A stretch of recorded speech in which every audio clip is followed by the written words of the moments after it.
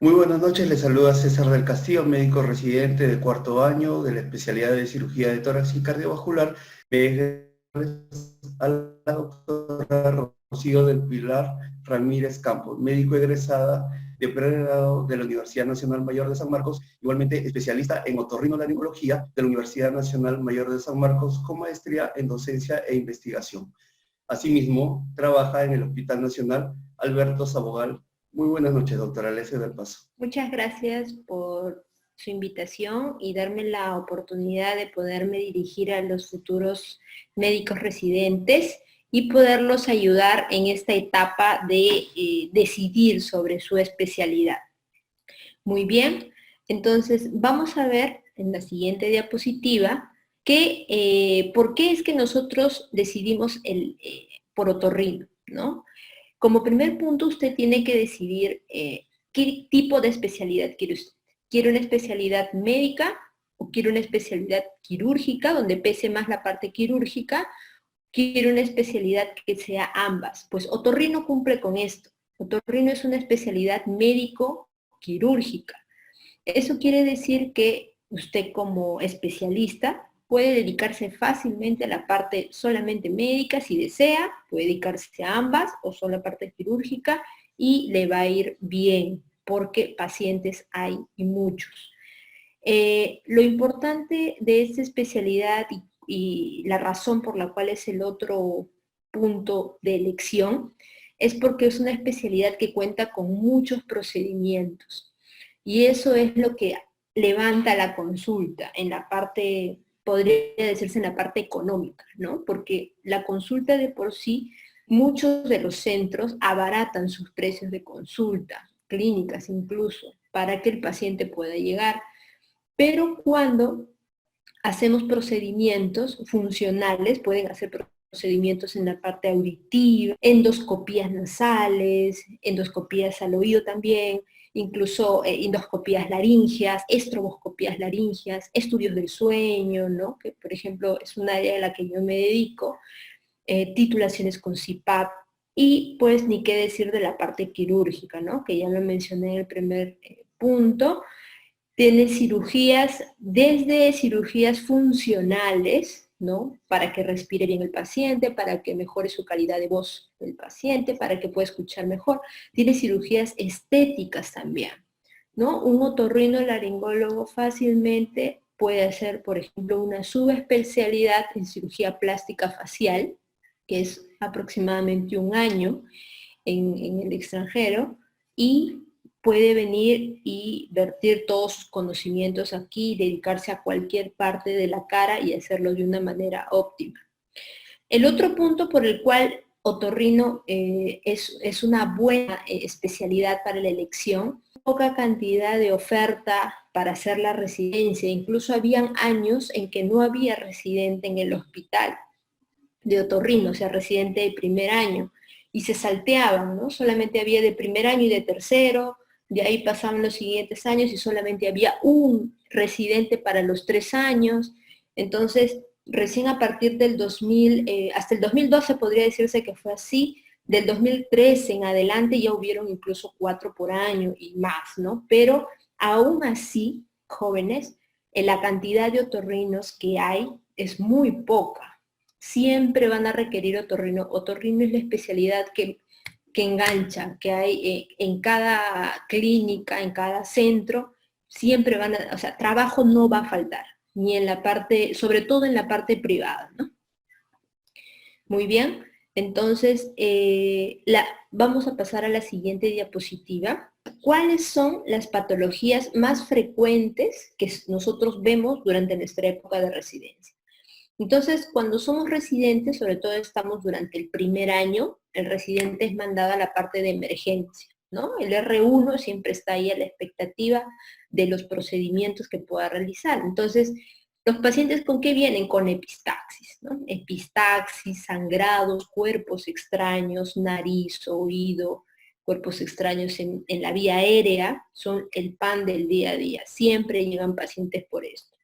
Igualmente, fracturas de huesos propios nasales, ¿no? Siempre estamos ahí como residente, como R1 a la expectativa para cauterizar las epistaxis, para extraer los cuerpos extraños, que es un procedimiento también, hacer la reducción de los huesos propios nasales, y ya como R2, digamos R2 pasando a ser R3, vemos temas, por ejemplo, de vértigo, ¿no? Vemos las pruebas vestibulares, ¿no? Evaluamos en su totalidad el sistema vestibular de nuestros pacientes para poder encontrar la causa que está quejando esta molestia.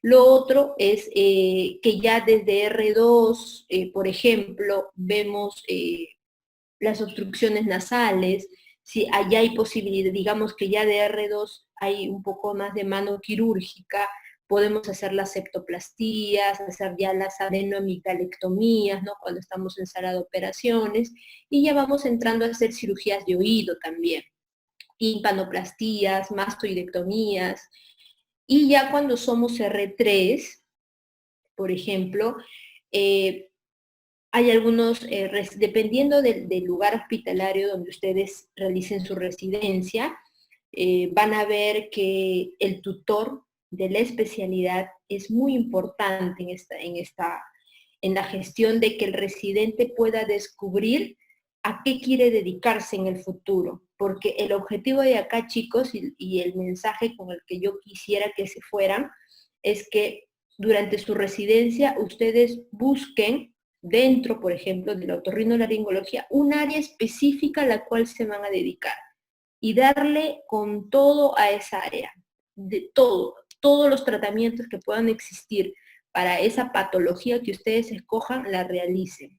Entonces eso ya nosotros lo vamos haciendo de R2 y R3. Y de R3, por ejemplo, en mi caso, yo escogí lo que era ronquido y apnea del sueño, ¿no? Entonces, gracias a Dios, en mi hospital se dieron las posibilidades que yo en mis vacaciones, por decir así, ¿no? Que ustedes de R2 tienen un mes de vacaciones y de R3 también tienen un mes, siempre no me tomaba las vacaciones en realidad propiamente, sino que hacía una rotación fuera del país, ¿no? Entonces, ahí era donde yo me dedicaba a ver lo que era la especialidad de ronquido y apnea del sueño, de R2, de R3, de R2 lo hice en México y de R3 en Francia. Y en mi rotación externa también la aproveché en hacerla en Colombia, en buscar lo que no había en nuestro país, ¿no? Para incorporarlo dentro de toda la gama de procedimientos que hacemos, hace que sea un plus y que seamos reconocidos por esa patología dentro de todos los otorrinos podamos destacar en un área específica, ¿no? Entonces, esas son las patologías más frecuentes que se ven y la recomendación o el plus que le doy es ese, ¿no? Muy bien, entonces pasamos a la siguiente diapositiva. Vamos a ver, ¿llegamos a aprender estas 5 patologías a lo largo? Bueno, se aprenden esas 5 y se aprenden muchísimas más, pero eso depende de cada uno, chicos. Los 3 años de residencia en otorrino se pasan volando y es muy corto en realidad. Lo otro que quiero mencionarles es que otorrino y cabeza y cuello en otros países, en todos los demás países, es una sola especialidad que dura 4 años. En nuestro país están separados. Otorrino, 3 años, cabeza y cirugía de cabeza y cuello, 3 años. Entonces, hay patologías, por ejemplo, tiroides, disección de cuello, fracturas maxilomandibulares, que la mayoría de otorrinos no la realiza porque la realiza cabeza y cuello. Pero, de todas maneras, el hecho de haber separado esas especialidades, otorrino y cirugía de cabeza y cuello, debe hacernos que profundicemos mucho más en las diferentes patologías, porque se pasan los 3 años volando y a veces hay cosas que ni siquiera llegamos a ver, ¿no es cierto? Entonces, esto va ligado a la recomendación que le di en la diapositiva pasada, ¿no? Que ustedes ya desde R1, R2 vayan viendo a qué se quieren inclinar dentro de otorrino, que es amplio. De repente, durante nuestra formación en pregrado, y me incluyo, solamente tenemos 2 semanas de rotación en otorrino. Entonces no nos permite saber la riqueza de cosas que podemos aprender. De hecho, incluso ustedes ven los manuales, ¿no? Otorrino siempre es el más delgadito, el chiquito, las cositas que tienen que ver, pero en realidad es un mundo. Y es bastante cotizado, chicos, en otros países esta especialidad. Estados Unidos, por ejemplo, está cirugía plástica, trauma, otorrino, van a la cabeza dentro de las especialidades más buscadas, ¿no? Otorrino es una especialidad tranquila, no, en la mayoría de hospitales no se hace guardias de asistente, solamente en el hospital Almenara, hasta el momento, es el único hospital que hay guardia presencial de un otorrino asistente todos los días, mañana y noche. En los demás servicios hay retenes, pero no hay un otorrino presencial ahí todo el tiempo. Si es que hubiera necesidad, están al llamado, pero en los demás no. De esta forma, pues es una especialidad tranquila, se está llenando de muchas chicas, la especialidad así como oftalmo, otorrino, porque es una especialidad que te permite hacer consulta.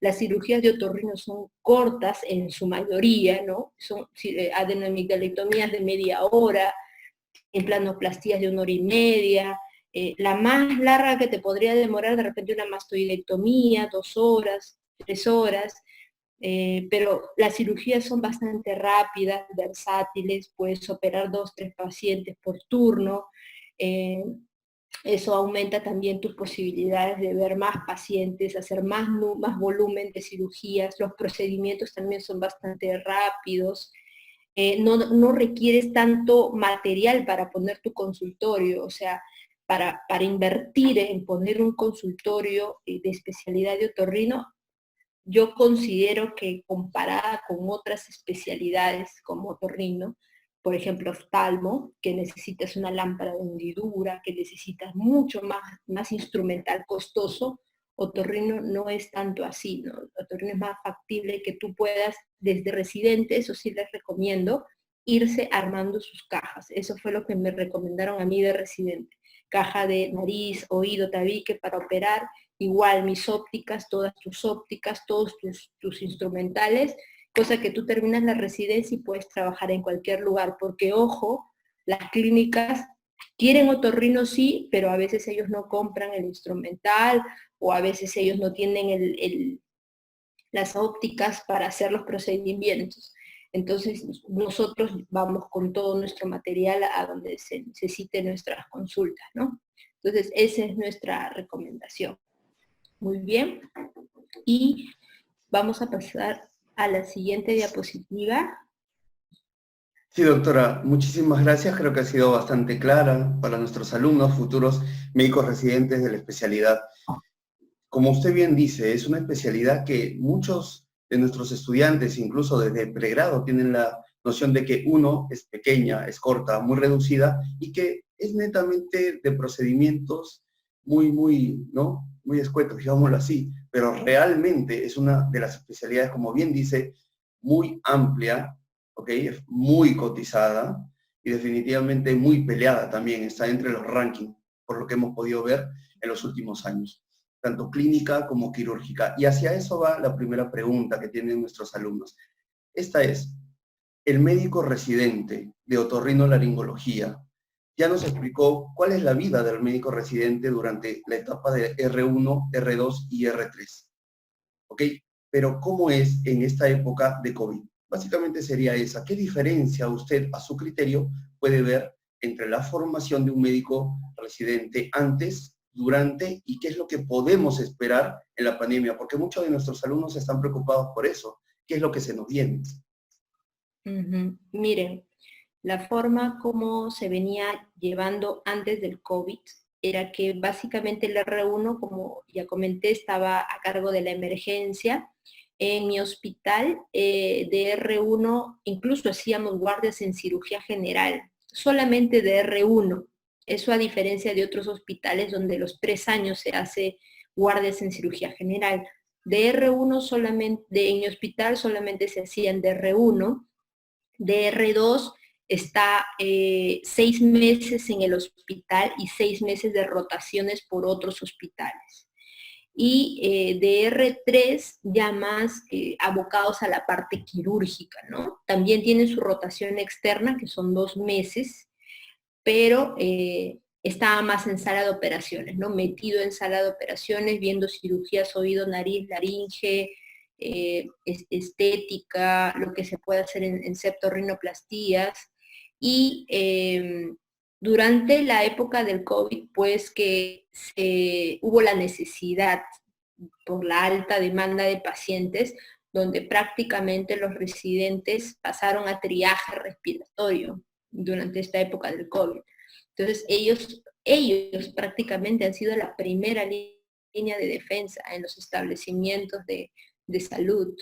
Y luego que ya ha ido bajando pues la alta demanda del COVID, poco a poco se ha ido ya yendo a la regularidad, y ahora se están haciendo ya algunos procedimientos en otorrino, con todo el equipamiento, con toda la protección, los equipos de protección personal. Ahora recuerden que de todas las especialidades quirúrgicas, otorrino es la más expuesta a la vía aérea, ¿no? Y en esta pandemia de COVID aún más. Entonces, por ejemplo, en lo personal, cubrirse pues todo lo que es la vista, utiliza una full face, pueden utilizar sus respiradores, su N95, su mascarilla, y evitar que sea un examen bastante rápido, ¿no?, del paciente. Es así como se está manejando actualmente. En efecto, doctora, muchas gracias por la respuesta. La segunda pregunta es, muchos de nuestras especialidades quirúrgicas, ustedes son, como se diría, un híbrido, porque a veces uno piensa que estamos atados a la sala de operaciones, pero ustedes hacen procedimientos, mucha clínica también.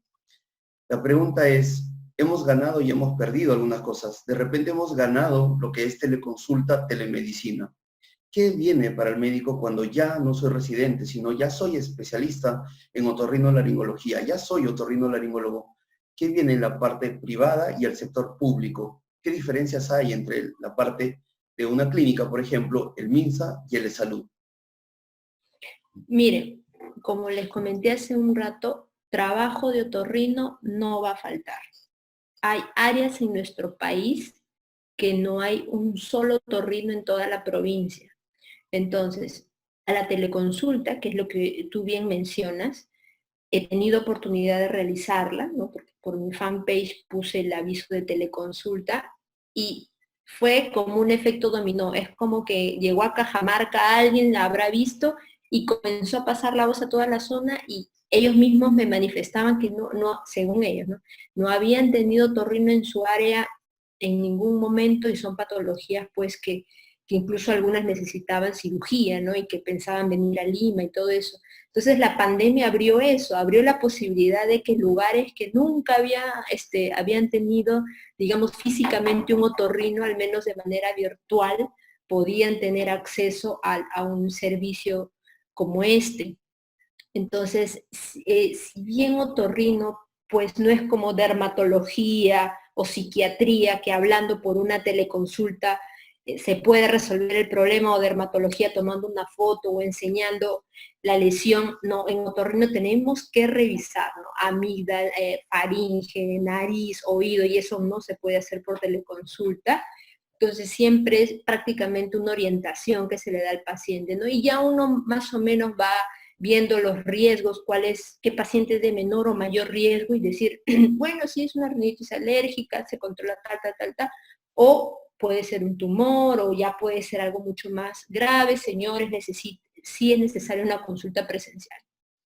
En la otra consulta que me haces, entre la parte de salud y MINSA, lo que yo hice mi internado en el MINSA, en el Hospital Loaiza, y mi residencia la hice en el Salud, en el Hospital Sabogal, ¿no? Porque yo tenía la idea de que si quería ser quirúrgica tenía que ser en el Salud. Yo me metí esa idea en la cabeza, porque cuando estuve siendo interna en un MINSA, vi que muchos pacientes con mucha necesidad de ser intervenidos quirúrgicamente no llegaron a recibir la atención por no tener medios económicos. Y eso fue una limitante muy, muy importante. Entonces, por ejemplo, en otorrino, los implantes cocleares en los hospitales nacionales está más avanzado que, digamos, en los MINSAs, ¿no? En algunos MINSAs, Loaiza y Politunano han ido avanzando, por ejemplo, en implantes cocleares para recuperar la audición en hipoacusias profundas, pero con bastante tesón y bastante lucha, ¿no? Digamos que eso no es tanto así en el salud. Igual es, por ejemplo, en traumatología, en las prótesis, en todo el instrumental, el material de osteosíntesis, por ejemplo, ¿no? En traumato, en salud, pues lo tienen así, simplemente lo piden, pero en el MINSA, pues tienen que comprar los familiares y si no lo compran, el paciente está hospitalizado ahí un mes, ¿no? Entonces, eso es lo que yo me metí en la cabeza cuando tenía que postular a una quirúrgica, ¿no? Porque en mis tiempos se postulaba bolsa de clínicas y bolsa de quirúrgicas, ¿no? Entonces yo postulé a la parte quirúrgica. Y esa sería, y en la clínica, en la consulta privada, a diferencia de la consulta de hospital, que también es algo que hay que recalcar, en trabajar en un hospital, si bien no ganas tanto como trabajando en la parte privada, en una clínica, lo que te da es que es un reto trabajar en un hospital, por ejemplo, nacional. Los casos son mucho más complejos, son más severos, tu aprendizaje puede ir incrementándose más. Estar en un servicio de un hospital es pertenecer a una familia, ¿no? Que entre ustedes se van haciendo feedback, se comunican, oye, ¿sabes qué? A mí me salió tal cirugía así, esa. En la clínica a veces no es tanto así. En la clínica uno va, hace su consulta y se va, entra y se va, ¿no?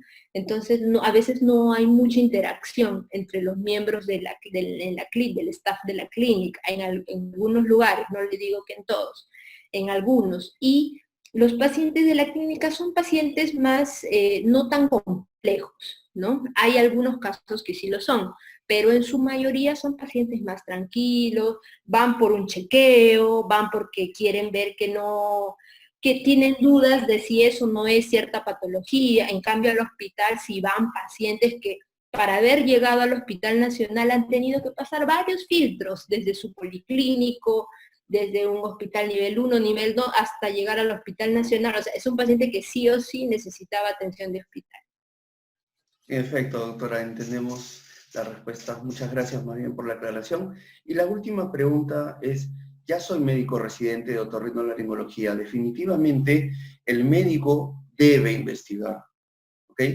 Y también va asociado, ¿no? La medicina, tanto clínica, sobre todo clínica, con quirúrgica, y en el caso de ustedes, que es ambas, con la docencia. ¿Cómo es el médico residente investigador? ¿Verdaderamente tengo tiempo? ¿Es un deber? Porque definitivamente investiga que quiere investigar. Pero yo creo que el deber es de todos los médicos, ¿no? Pero puedo investigar. ¿Y qué viene después en cuanto a, ya soy médico otorrinolaringólogo, tanto en la investigación y la docencia? ¿Cómo va ese campo? Miren, yo tuve bastante inquietud en ese punto que me estás mencionando, porque cuando yo llego a mi servicio, y como yo empecé la residencia en el año 2012, del 2012 al 2015, y años previos, a veces habían temporadas en que habían residentes, a veces que no habían residentes. Entonces, entre menos residentes haya en un hospital, más sobrecarga laboral y administrativa tiene, y no da tiempo para la docencia y mucho menos para la investigación. A menos que sea súper organizado ese residente, ¿no? Que pueda cumplir con todo. Pero cuando ya se incrementó el número de residentes, por ejemplo, al año siguiente que yo hice la residencia tuve 4 residentes, o sea, yo fui residente única y al año siguiente tuve 4, y al siguiente año tuve 4 más, o sea, yo era R3, tuve 4 R2 y 4 R1. Entonces yo dije, no, acá hacemos nuestro horario, nuestro cronograma de actividades académicas. Y todas las mañanas, de 7:30 a 8 de la mañana, nos organizábamos para hacer actividades académicas, así hubiera asistente o no, pero eso depende de cada uno, chicos.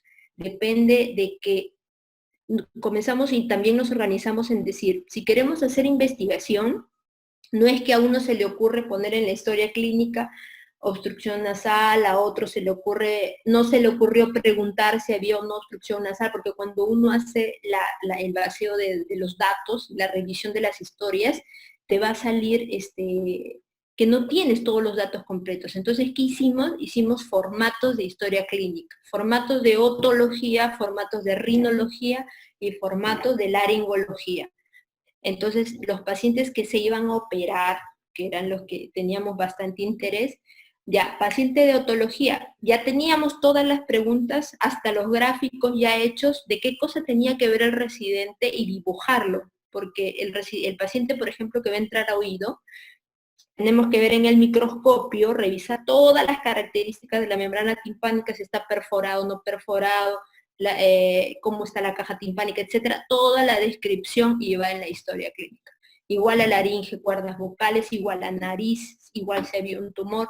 Entonces, el tener formatos ya establecidos ayuda a que se haga investigación. Oportunidades hay si uno es organizado y si también contagia eso a sus residentes menores, a sus corresidentes, ¿no?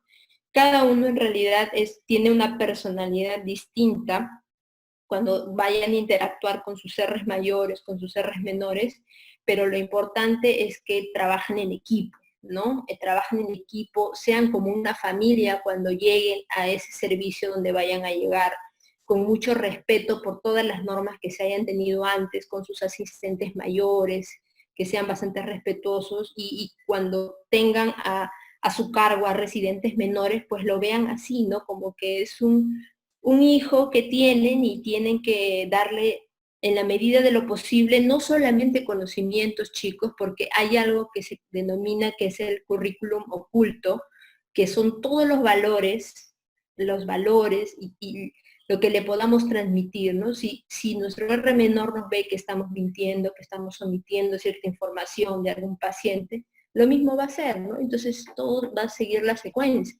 En cambio, y si somos respetuosos con nuestros asistentes o residentes mayores, también eso va a seguir contaminando.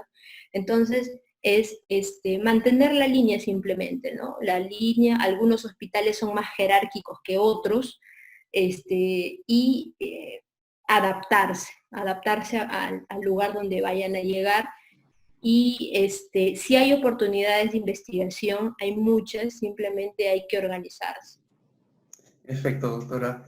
Muchas gracias a la doctora Rocío Ramírez por haber sido parte de la jornada de Residente Cero. Muchas gracias, doctora. Ok, gracias a ustedes. Invitamos a nuestros estudiantes, próximos residentes, a que continúen conectados en esta jornada Residente Cero. Recordarles que cada cierto tiempo vamos a ir activando las diferentes especialidades. Nuevamente, doctora Rocío Ramírez, muchas gracias. Gracias, gracias.